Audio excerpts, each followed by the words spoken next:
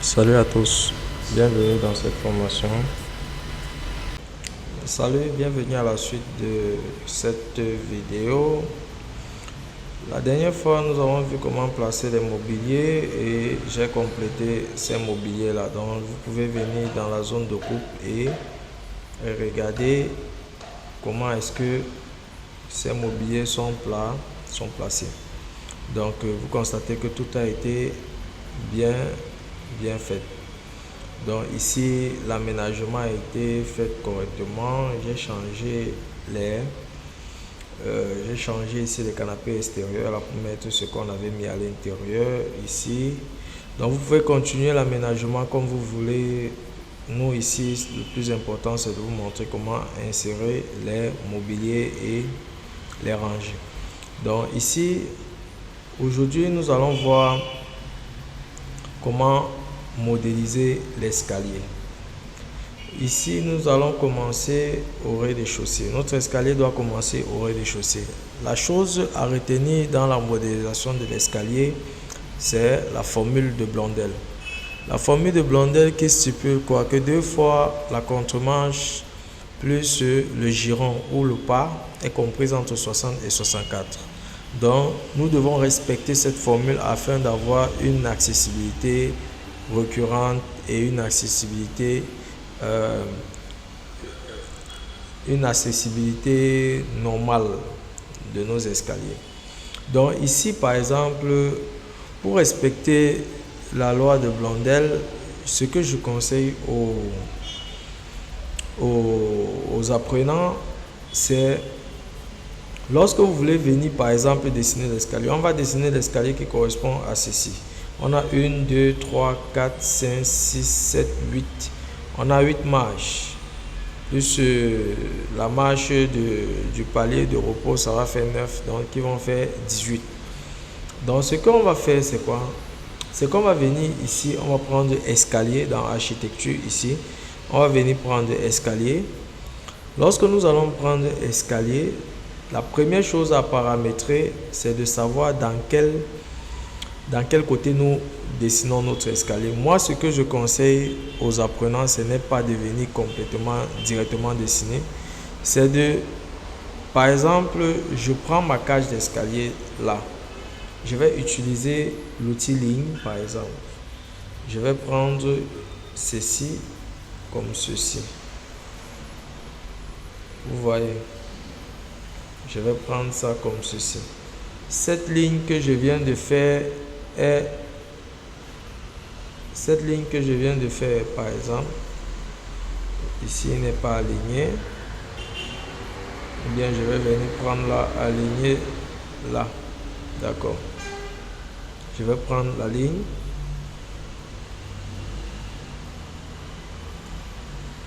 je vais prendre la ligne ici aussi. Je vais aussi taper tabulation pour prendre aussi cette ligne. Je vais me placer à l'extrémité, je tape tabulation pour prendre cette ligne. Lorsque c'est fait, je vais prendre l'outil déplacer. Je vais déplacer cela ici, par exemple. Lorsque je déplace, je sais que mon palier de repos est là, donc je vais prendre rotation. Je vais roter de 90 degrés, comme ceci. Voilà ma cage d'escalier que je vais faire. Cette cage d'escalier, je vais essayer de coter cela, c'est 2,05. Et je vais prendre aussi ceci qui donne 3,20. Donc voilà les dimensions de ma cage d'escalier. Ce qu'il faut faire, c'est quoi? C'est que nous savons que la largeur d'une cage d'escalier, pour avoir la largeur de la paillasse, nous devons diviser cette largeur de la cage d'escalier par 2. Donc avec le petit espace qui est au milieu, on va laisser le 0,5 ici là. Donc on va diviser en 2 qui va faire qu'une paillasse doit avoir une largeur de 1 mètre. Lorsque nous savons déjà ça, Nous allons donc venir par exemple ici dans architecture, nous allons prendre escalier. Maintenant, Revit nous demande que la ligne de justification ici là, c'est de quel côté nous voulons commencer à dessiner notre escalier. Est-ce que nous voulons dessiner notre escalier par le volet central? Non, nous voulons dessiner par le volet gauche. On se comprend? Nous voulons dessiner par le volet gauche. Donc, ce qui veut dire qu'on veut commencer par le côté gauche. Donc, notre côté gauche, c'est celui-ci. Lorsque nous prenons cela, il nous demande le décalage. On va laisser le décalage à 0. Et la largeur de la volée, on a laissé à 1 mètre. Vu qu'on a dit qu'on était ici à 2,05. Donc, lorsque c'est fait, la deuxième chose à faire, le deuxième paramètre à faire, c'est de venir ici pour paramétrer. Il est important de savoir que le pas, généralement, ou bien le giron, généralement, doit être à 0,30 pour avoir une bonne circulation, vu que la pointure moyenne de l'homme est de 30 cm. Donc, on va mettre ici 0,3. Lorsque nous le mettons ici, nous savons que la contre-marge ne doit jamais être supérieure à 18 cm. Donc, une contre-marge doit être comprise entre 15 et 18. Donc, nous pouvons laisser ici là à 0,17. Donc, ce qui nous reste à faire ici, c'est de venir là pour dessiner. Et si on a pris le nombre de 18, ça veut dire qu'on a 9 marches et on a 9 marches de part et d'autre. Donc, je vais venir là, je vais prendre. Quand au fur et à mesure que je monte, il compte ici. En bas de là, vous voyez les écritures en bas, on vous dit 6 contre-marches réelles restant 11. Donc, je dois arriver jusqu'à 9 et restant 9, je valide. Je viens là, ici, je clique encore et je descends comme ceci. Vous voyez, mon escalier a été bel et bien créé.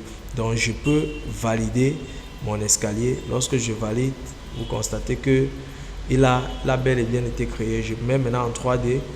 Je m'en vais ici voir mon escalier. Vous voyez, l'escalier a bel et bien été fait. Mais par défaut, Revit vous donne les escaliers en bois. Donc nous allons changer le matériau. Il suffit juste de cliquer sur l'escalier et de développer ici escalier assemblé. Vous prenez escalier monobloc pour qu'il soit en béton armé. Lorsque c'est fait, vous vous placez en 2D. Vous faites encore une rotation de 90 degrés dans le sens qu'on avait d'abord fait.